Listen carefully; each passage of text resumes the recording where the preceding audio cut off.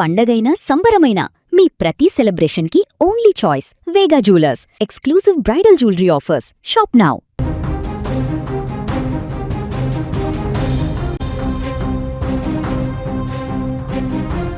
ఆటపాటలతో సందడిగా సాగిపోవాల్సిన ఆ ఇల్లు ఒక్కసారిగా శోకసంద్రంలో మునిగిపోయింది. రేపటి భవిష్యత్తుగా ఎదగాల్సిన ఆ బాలుడు కళ్ల ముందే అనంత లోకాలకు వెళ్ళిపోయాడు. కేవలం క్రికెట్ ఆడుతూ కింద పడ్డ బంతిని తెచ్చుకోవడానికి వెళ్లడమే ఆ చిన్నారికి శాపంగా మారింది.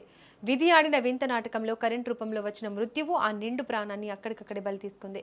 విశాఖ మధురవాడలో జరిగిన హృదయ విదారక ఘటన ప్రతి ఒక్కరిని కలిచివేస్తుంది. ఇదే అంశానికి సంబంధించి మరింత సమాచారం మా ప్రతినిధి అమర్నాథ్ అందిస్తారు. అమర్నాథ్, క్రికెట్ బంతి కోసం వెళ్లిన అఖిల్ ప్రాణం తీసిన కరెంట్ షాక్ ఘటనకు సంబంధించి డీటెయిల్స్ ఏంటి? నమస్తే. అది ఏదైతే విజయనగరం జిల్లా సంతకవటి మండలం ఉప్పనవాడ వలస గ్రామానికి చెందినటువంటి ఈ కురిటి నారాయణరావు తండ్రి అండ్ అలానే కుమారుడు ఏదైతే అఖిల్ ఉన్నారో గత 10 సంవత్సరాలుగా విశాఖపట్నం మధురవాడ కొమ్మాది సమీపంలో ఒక అపార్ట్మెంట్ లో వాచ్మెన్ గా నివసిస్తున్నటువంటి పరిస్థితి. అండ్ దీనికి పెళ్ళయ్యాక ఒక పాప పుట్టింది కుమార్తె, తర్వాత కుమారుడు పుట్టాడు అఖిల్. అటువంటిది ఎన్నో రోజులుగా ఇక్కడ వాచ్మెన్ అందరూ కలిసికట్టుగా కుటుంబంలో బతుకుతున్నటువంటి పరిస్థితి.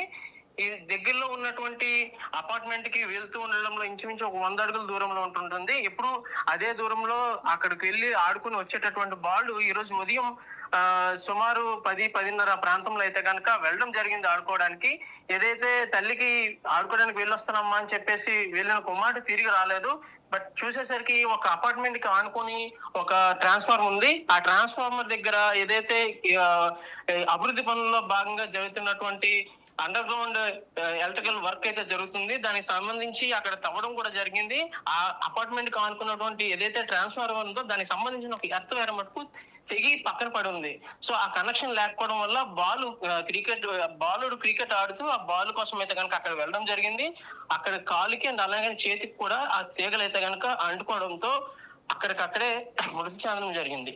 దీన్ని చూసినటువంటి పక్క అపార్ట్మెంట్ లో పనిచేస్తున్నటువంటి ఒక తాపి మేస్త్రి అండ్ అలానే పక్క అపార్ట్మెంట్ వాసు కూడా పరుగున వచ్చి ఆ అబ్బాయికి సిపిఆర్ చేయడం జరిగింది. అండ్ అలానే కాళ్ళు చేతులు కూడా రుద్ది ప్రాణం తిరిగి వస్తుందేమో అని చెప్పి ఆశతో చూశారు. బట్ అలా చూసిన వారికి నిరాశ మిగిలిందని చెప్పొచ్చు. ఈ ఘటనకు సంబంధించి అటు విద్యుత్ శాఖ అధికారులు ఎవరైనా స్పందించారా? వాళ్ళు ఏమంటున్నారు? వెంటనే ఘటనా స్థలానికి పోలీసులు చేరుకున్నారు. అలానే ఎలక్ట్రికల్ డిపార్ట్మెంట్ నుంచి ఏఈ ఎన్ఎన్ఎల్ లైన్ మెన్ కూడా వచ్చారు. ఏదైనప్పటికీ బాలుని అయితే కనుక వాళ్ళు 108 ద్వారా దగ్గరలో ఉన్నటువంటి గాయత్రి హాస్పిటల్కి అయితే కనుక చేర్చడం జరిగింది.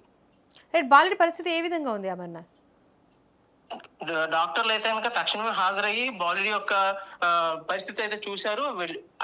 హాస్పిటల్కి వెళ్ళేసరికి బాలుడి అయితే కనుక ప్రాణాలు కోల్పోయాడని చెప్పేసి డాక్టర్లు నిర్ధారించిన పరిస్థితి అయితే కనిపిస్తా ఉంది. Right Amarnath, thank you.